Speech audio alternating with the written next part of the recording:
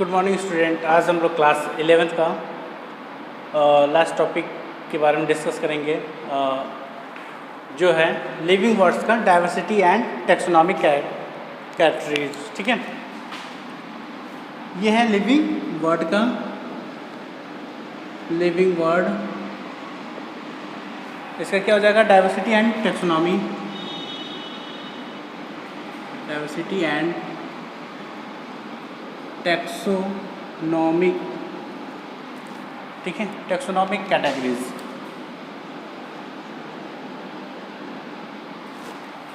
ठीक है, इसके बारे में डिस्कस करेंगे।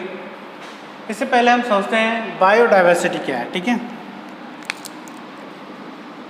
बायोडाइवर्सिटी। ठीक है, तो the number of species that are known and described is between the 1.7 to 1.8 millions. This is called the biodiversity. But the terms biodiversity as or biological diversity means the entire number and types of organism present on the earth. ठीक है, यानी कुछ जो बहुत ज़्यादा numbers में क्या होते हैं, बहुत ज़्यादा नंबर्स में अगर ऑर्गेनिज्म प्रेजेंट है किसी एक जगह पे, उसी को उसको क्या बोलेंगे, बायोडाइवर्सिटी बोलेंगे। ठीक है, तो the term biodiversity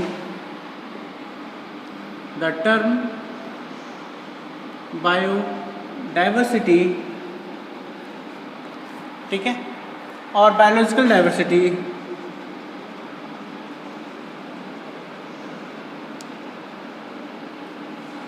biodiversity or biological diversity means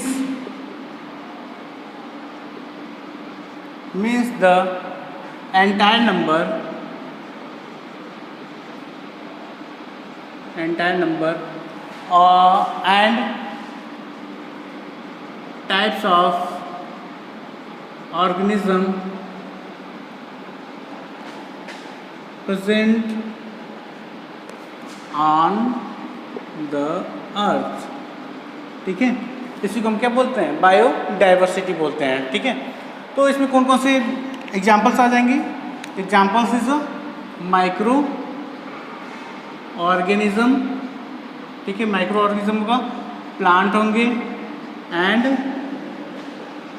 animal. ठीक है, एनिमल होंगे, प्लांट्स एंड एनिमल, ये एग्जाम्पल्स हो जाएगा। ठीक है, तो बायोडाइवर्सिटी में लगभग नंबर ऑफ स्पीसीज क्या है, बहुत ज़्यादा है। ठीक है, तो क्या लिख सकते हैं हम कि the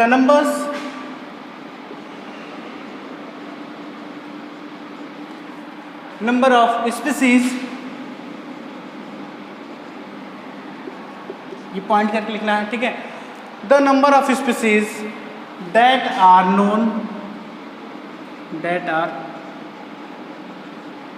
known and described range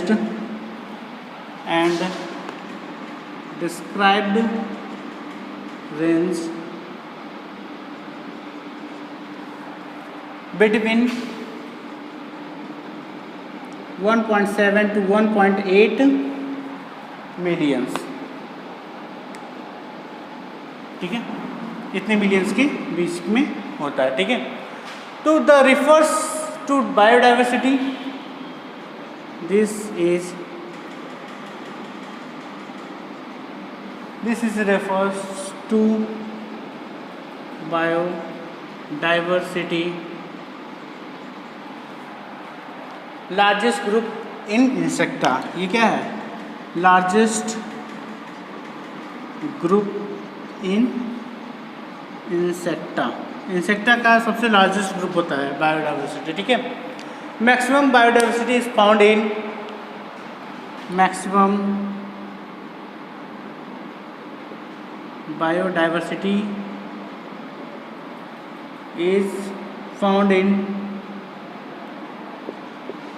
found in tropical regions. ठीक है, ट्रॉपिक रेन फॉरेस्ट। ठीक है, इसमें पाए जाते हैं। लगभग 1500 से ज़्यादा क्या है अभी खोज हो चुका है, ठीक है। Around 1500 new species discovered every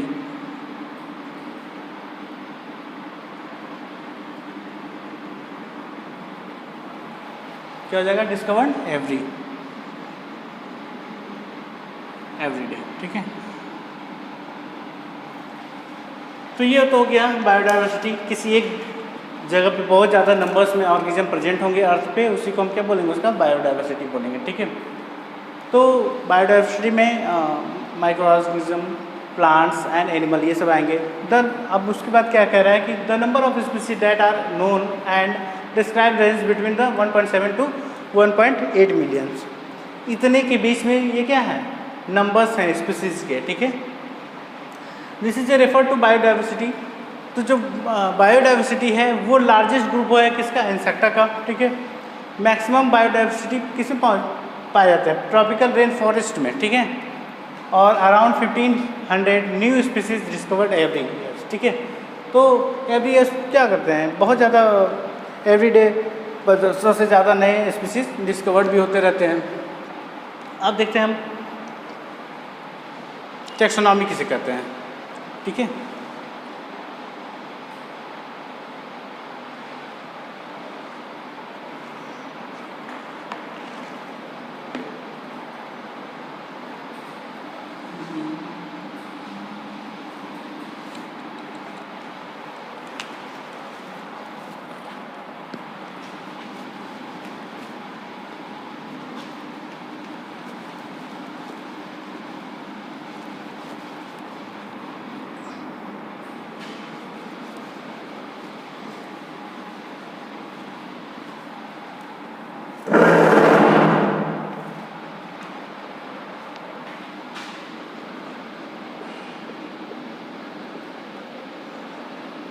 taxonomy, ठीक है। टैक्सॉस मतलब क्या होता है, अरेंजमेंट, ठीक है। टैक्सॉस मीन्स अरेंजमेंट, ठीक है। And nomos means law. Arrangement का जो लॉ होगा उसको हम क्या बोलेंगे, टैक्सोनॉमी बोलेंगे, ठीक है। अरेंजमेंट का जो लॉ होगा उसको क्या बोलेंगे, टैक्सोनॉमी, ठीक है। तो द साइंटिफिक प्रोसेस ऑफ, हम ये कह सकते हैं the scientific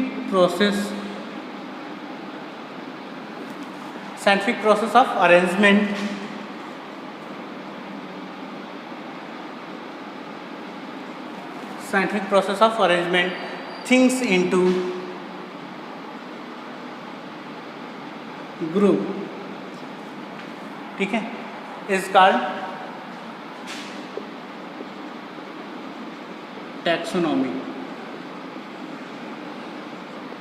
the scientific process of arrangement things in group is called taxonomy. इसी को हम बोलते हैं क्या, टैक्सोनॉमी, ठीक है। तो जो टैक्सोनॉमी की सबसे पहले खोज किए थे उनका क्या नाम है, Carolus Linnaeus.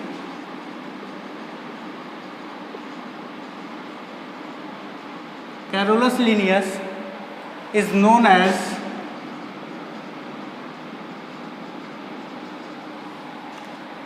father of taxonomy. Father of taxonomy.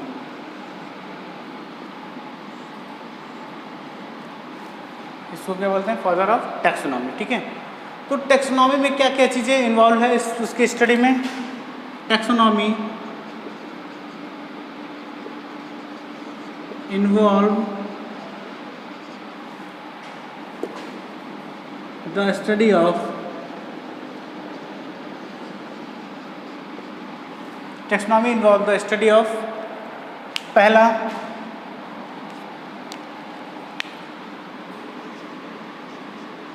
Identification, दूसरा हो जाएगा nomenclature, and third is classification.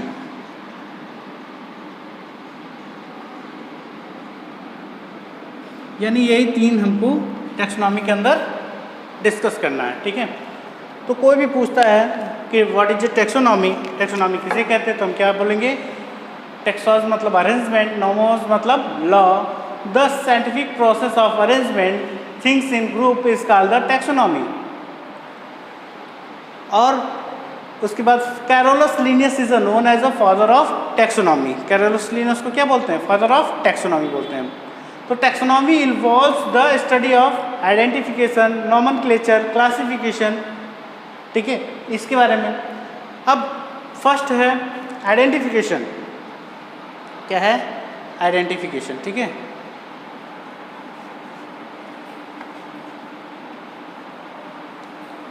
तो पहला हम लिखेंगे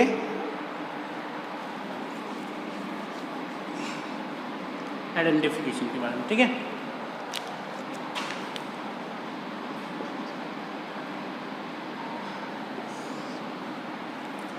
आइडेंटिफिकेशन मतलब क्या होता है, आइडेंटिफाई करना, ठीक है। तो आइडेंटिफाई मतलब हो जाता है कि इसमें दो लॉ पढ़ने होंगे, दो तरह से, एक ओल्ड सिस्टमेटिक और के पहले सिस्टमेटिक समझेंगे, फिर ओल्ड सिस्टमेटिक क्या था, फिर न्यू सिस्टमेटिक, मॉडर्न सिस्टमेटिक क्या हुआ। तो सिस्टमेटिक होता क्या है, ठीक है, ये समझ सकते हैं, ठीक है।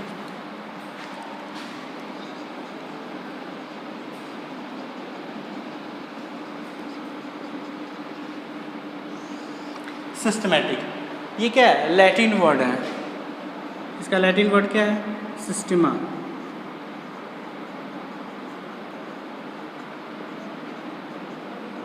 लैटिन वर्ड सिस्टमा, ठीक है। तो सिस्टमा मतलब क्या होता है, अरेंजमेंट ऑफ ऑर्गेनिज्म, ठीक है। इसका मतलब क्या होता है, अरेंजमेंट ऑफ ऑर्गेनिज्म। ऑर्गेनिज्म का क्या करना, अरेंजमेंट करना, ठीक है।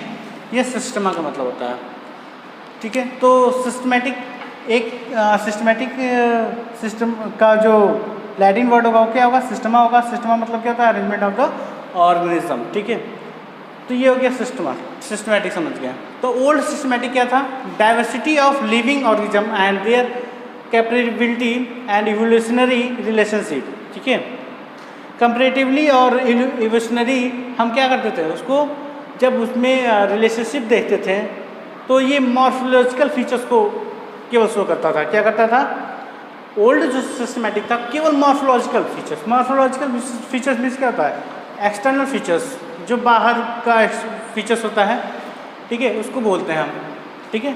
तो ये जो ओल्ड सिस्टमेटिक था वो डाइवर्सिटी में जो लिविंग ऑर्गेनिज्म थे उसका कंपैरेटिवली और इवोल्यूशनरी स्टडी किया गया, उसके रिलेशनशिप को देखा गया। तो उस रिलेशनशिप में ये दिखा कि ये ओल्ड सिस्टमेटिक क्या शो कर रहा है, बस मॉर्फोलॉजिकल फीचर्स शो कर रहा है। क्या कर रहा है, मॉर्फोलॉजिकल फीचर्स को शो कर रहा है, ठीक है। तो मॉर्फोलॉजिकल फीचर्स को ओल्ड सिस्टमेटिक के थ्रू दिखाया गया, ठीक है। ओल्ड सिस्टमेटिक में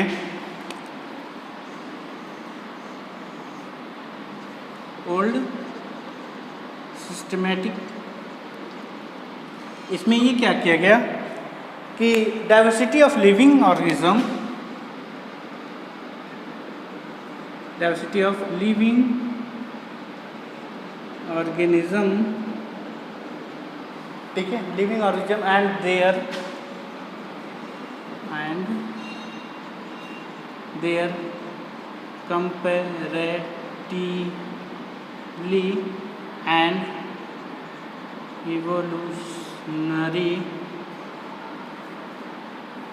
comparatively and evolutionary relationship,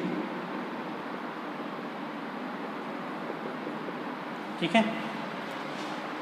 it deals with, जो मेन इसका बोला है, it deals with morphological features.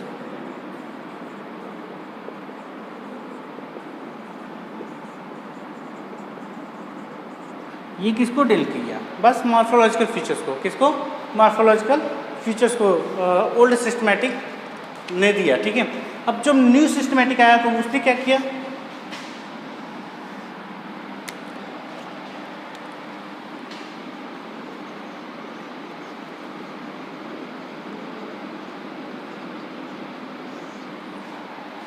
ठीक है, इसने एक्सटर्नल फीचर्स के साथ साथ इंटरनल फीचर्स को भी देखा, ठीक है, किसके, ऑर्गेनिज्म के, ठीक है।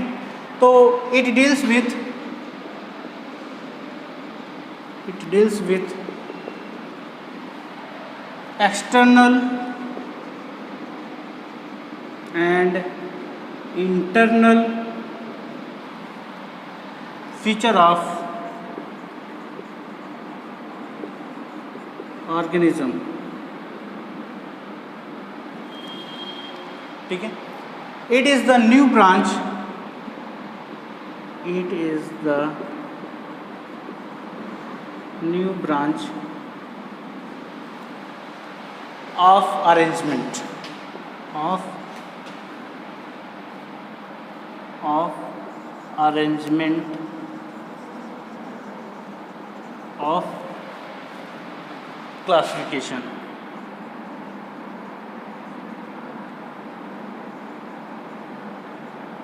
ठीक है।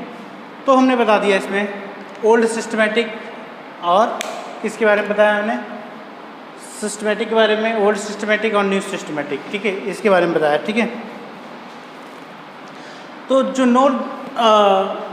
न्यू सिस्टमैटिक गिवन किया था वो क्या थे, Julian Huxley, new systematic given by Julian Huxley, ठीक है। इन्होंने सबसे पहले क्या दिया था, न्यू सिस्टमैटिक दिया था, ठीक है। इसमें उन्होंने ये बताया it is used to known the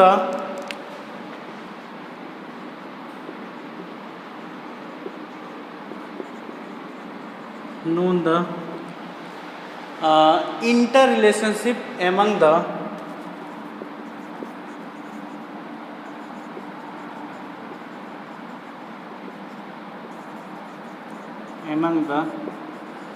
living organism, ठीक है। It is use to known the inter relationship among the living organism के बीच इंटर रिलेशनशिप को भी ये दिखाया गया, ठीक है। और इसमें एप्रोप्रिएट पोजीशन ऑर्गेनिज्म का बताया गया, ठीक है। उसकी मॉर्फोलॉजिकल और उसके एनाटॉमिकल कैरेक्टर्स को भी दिखाया गया, क्या, किस कैरेक्टर को, उसमें तो केवल मॉर्फोलॉजिकल फीचर्स को दिखाया गया, ठीक है, मॉर्फोलॉजिकल जो बाहरी फीचर्स होते हैं, एक्सटर्नल फीचर्स होते हैं। और न्यू सिस्टमैटिक में क्या किया गया, morphological and anatomical, morphological plus anatomical features दोनों इन्वॉल्व हुआ, ठीक है, किसमें, न्यू सिस्टमैटिक में। मॉर्फोलॉजिकल और एनाटॉमिकल कैरेक्टर्स को भी एग्जामिन किया गया, किसके लिए, आइडेंटिफिकेशन के लिए, ठीक है। तो उससे पहले ओल्ड सिस्टमैटिक में क्या करते थे, सब मॉर्फोलॉजिकल फीचर्स को ध्यान में देते थे। जब न्यू आ गया, ठीक है, न्यू सिस्टमैटिक आया तो न्यू सिस्टमैटिक को जूलियन हक्सले ने सबसे पहले दिया। तो उन्होंने ये डील किया कि इसके मॉर्फोलॉजिकल फीचर्स के साथ साथ इसमें क्या होगा, इसके एनाटॉमिकल फीचर्स भी होंगे, जो एक्सटर्नल फीचर्स और इंटरनल फीचर्स को ही कहा जाता है, ठीक है। दोनों को एग्जामिन किया गया, दोनों को एग्जामिन करने के बाद इसको प्रॉपर रूप से आइडेंटिफाई या आइडेंटिफिकेशन किया गया, ठीक है। तो ये तो हो गया हमारा आइडेंटिफिकेशन, ठीक है। अब देखते हैं नॉमेनक्लेचर, ठीक है। नॉमेनक्लेचर में क्या होगा,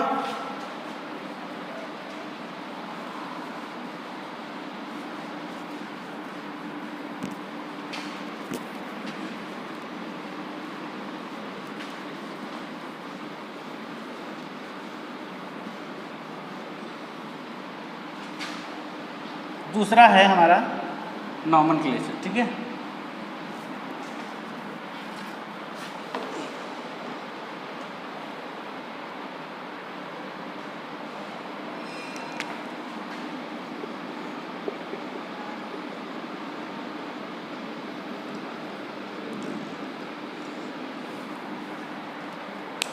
Nomenclature means naming.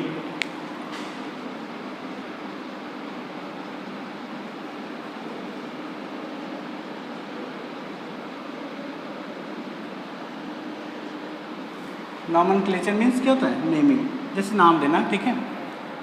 तो इसमें दो तरह से हो गया। पहले एक तो कॉमन नेम होगा, ठीक है। उसके बाद क्या होगा? कॉमन नेम के बाद साइंटिफिक नेम होगा, ठीक है। तो दो तरह से नेमिंग हम कर सकते हैं। जो पहले होता था कॉमन नेम, दूसरा साइंटिफिक नेम, ठीक है। कॉमन नेम और साइंटिफिक नेम, ठीक है। कॉमन नेम और साइंटिफिक नेम के थ्रू हम क्या कर सकते हैं? नेमिंग कर सकते हैं किसी भी ऑर्गेनिज्म का। बट पहले के समय में कॉमन नेम से ही लोग क्या करते थे? नेमिंग कर देते थे, ठीक है। तो इसका क्या था? कुछ एडवांटेज थे, कुछ डिसएडवांटेज थे, ठीक है। तो ये प्रॉपर रूप से ठीक नहीं था, तो बाद में साइंटिफिक नेम दिए गए, ठीक है। तो जैसे कॉमन नेम से ये प्रॉब्लम था कि डिफरेंट स्टेट में अलग अलग तरह से अलग अलग ऑर्गेनिज्म का नाम लोग रखते हैं, ठीक है। जैसे हम बात करें इंडिया के हर एक जगह पे जो ऑर्गेनिज्म होते हैं उनका नाम, ठीक है। जैसे हम डॉग की बात करें, ठीक है। डॉग को बांग्ला में क्या कहते हैं? बांग्ला में बोलते हैं कुकुर। क्या बोलते हैं? कुकुर, ठीक है। हिंदी में क्या बोलते हैं डॉग को? जो हिंदी वाले लोग होते हैं वो क्या बोलते हैं? जो हिंदी बोलते हैं वो लोग कुत्ता बोलते हैं। क्या बोलते हैं? कुत्ता, ठीक है। गुजराती में क्या बोलते हैं? कुत्तो, ठीक है। गुजराती में कुत्तो। और संस्कृत में क्या बोलते हैं? श्रवण। क्या बोलते हैं? श्रवण, SVAN, श्रवण, ठीक है। और तमिल में क्या बोलते हैं? नय, NAY, नय, ठीक है। तो देखिए अब कॉमन नाम है, अलग अलग जो अपने लैंग्वेज के अकॉर्डिंग सब अलग अलग स्टेट में रख दिया गया, ठीक है। तो ये तो कॉमन नेम हो गया। बट एक ऐसा नाम होना चाहिए जो एक बार बोलने के बाद उस सब जगह उसका हो जाए। तो इसलिए साइंटिफिक नेम बनाया गया, ठीक है। तो सभी चीज़ों का साइंटिफिक नेम बनाया गया, उसमें बताया गया, ठीक है। तो जैसे अभी हम रोज़ का बात करें तो रोज़ को हिंदी में क्या बोलते हैं? गुलाब बोलते हैं, ठीक है। और बांग्ला में गोलाब बोलते हैं, ठीक है। तमिल में क्या बोलते हैं? रजापू बोलते हैं। क्या बोलते हैं? रजापू। तो ये क्या है? ये ऑर्गेनिज्म का नाम हो गया, अलग अलग स्टेट में अलग अलग नाम हो गया। लेकिन एक ऐसा नाम होना चाहिए जो क्या हो? पूरे विश्व में एक होना चाहिए, ठीक है। इसलिए हमारे साइंटिस्टों ने क्या किया? उस पर स्टडी किया और स्टडी करने के बाद साइंटिफिक नेम प्रोवाइड किया। किसका? ऑर्गेनिज्म का, ठीक है। तो ये तो था। अब ये कॉमन नेम समझ लेते हैं। Second, common name. Common name क्या होगा? These are different name. These are different name. ये क्या होता है? डिफरेंट नेम होते हैं of the same organism, the same organism, ठीक है। In different region, in different region, ठीक है। Even within a country,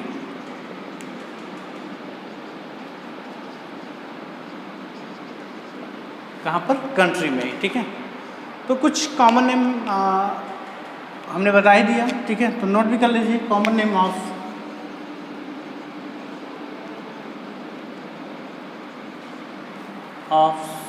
some organism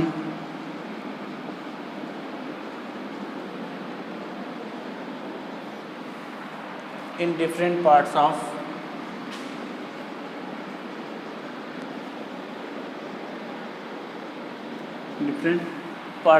India। रोज, ठीक है। रोज हो गया, इसको बोलते हैं क्या? गुलाब, किसे बोलते हैं? हिंदी में, ठीक है। और क्या बोलते हैं? गुलाब। गुलाब किसे बोलते हैं? बांग्ला में, ठीक है। फिर क्या बोलेंगे? रजापो। किस में बोलेंगे? तमिल में, ठीक है। इस तरह से ये अलग अलग रीजन्स में अलग अलग हो गया। अब किसका? डॉग का। कुकुर बोलते हैं बांग्ला में, ठीक है। कुकुर बोलते हैं बांग्ला में, और कुत्ता बोलते हैं हिंदी में,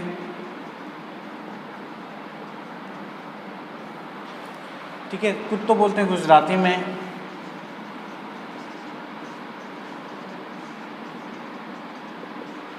ठीक है। एंड सवन बोलते हैं, सवन बोलते हैं किसमें? संस्कृत में। और नाय बोलते हैं तमिल में, ठीक है।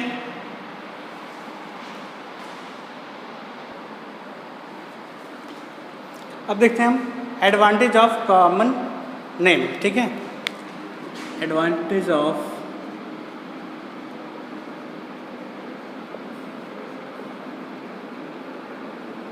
Common name. कॉमन नेम का क्या क्या एडवांटेज होगा? फर्स्ट होगा common name are easily to pronounce, ठीक है।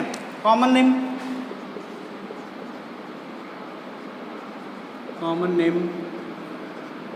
आर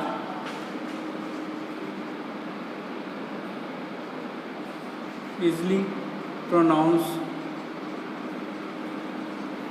ठीक है। And are short,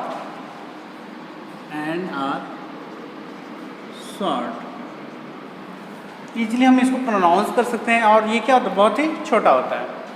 example, cat और बिल्ली, हिंदी में बोलते हैं बिल्ली और ये इसको कैट, तो इसलिए हम प्रोनाउंस कर सकते हैं, ठीक है। सेकेंड क्या होगा? पीपुल आर फैमिलियर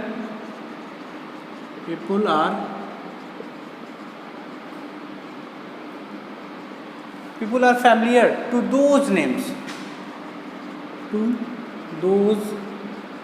names, ठीक है। सिंस चाइल्डहुड, बचपन से ही वो क्या करते हैं? इस नाम को सुने होते हैं, उससे फैमिलियर होता है, ठीक है। Common name are easily pronounce and are short, ठीक है। जैसे कैट और बिल्ली हो गया, ठीक है। दूसरा हमने बताया पीपुल आर फैमिलियर, पीपुल जो लोग होते हैं वो फैमिलियर होते हैं बचपन से ही वो उस नेम से, जैसे बिल्ली हो गया, ठीक है। तो इससे फैमिलियर होते हैं तो उनको ईजी लगता है, ठीक है। ये एडवांटेज हो गया। नेक्स्ट है they are based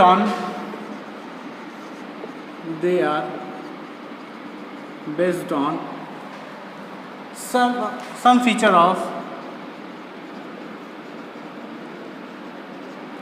some feature of organism,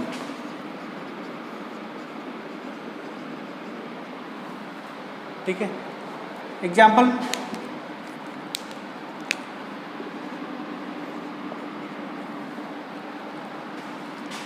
कौवा, जिसको क्या बोलते हैं? क्रो, ठीक है।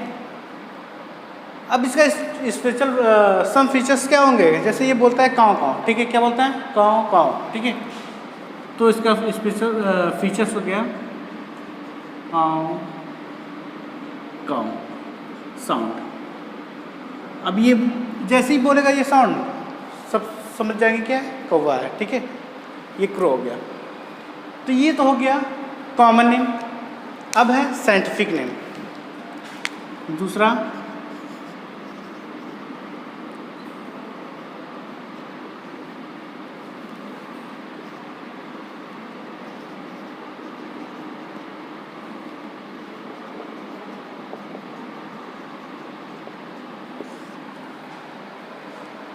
क्या हो गया? दूसरा हो जाएगा साइंटिफिक नेम, ठीक है।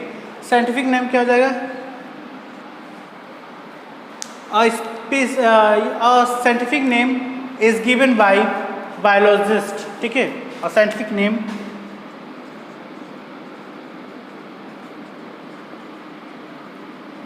Is given by biologist. किसके थ्रू दिया जाता है? बायोलॉजिस्ट के थ्रू, ठीक है। ईच नेम रिप्रेजेंट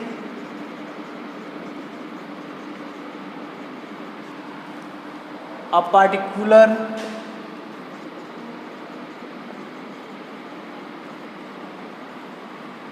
organism, ठीक है। किसके? एक particular organism in all parts of the world. World के किसी पार्ट्स में देखेंगे तो वही एक इस पार्टिकुलर क्या होगा? नेम होगा, ठीक है। The system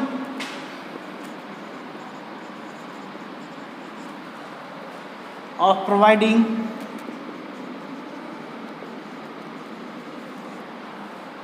scientific name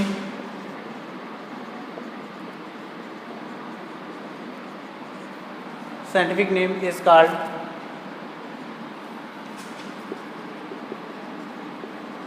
binomial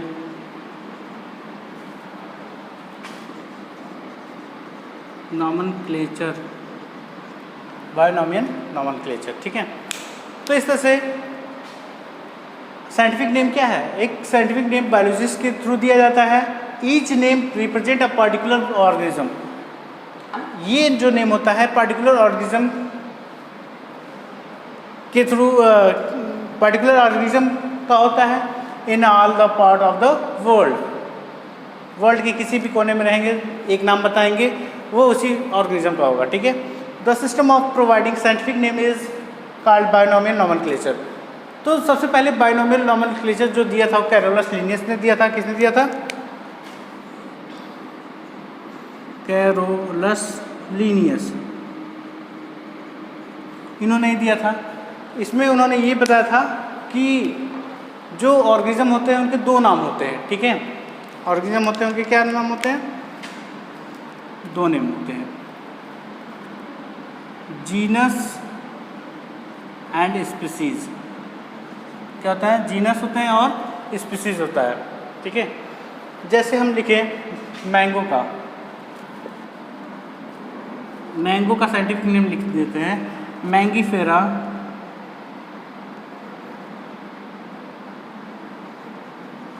indica,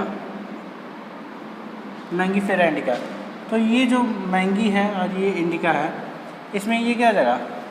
genus, और वो हो जाएगा स्पीसीज, ठीक है। इसको बोलेंगे जीनस, ये हो गया स्पीसीज। जैसे हमने फ्रॉग का लिख दिया राना टिग्रिना, फ्रॉग, ये स्पेस पार्टिकुलर ऑर्गेनिज्म का ही नाम होगा। जब भी फ्रॉग की बात आएगा तो राना टिग्रिना, नीचे अंडरलाइन रहेगा, ठीक है। ये जीनस हो गया और ये स्पीसीज हो गया, ठीक है। तो इसी तरह से बहुत सारे ऑर्गेनिज्म होंगे, सबका जो नेम होगा वो दो,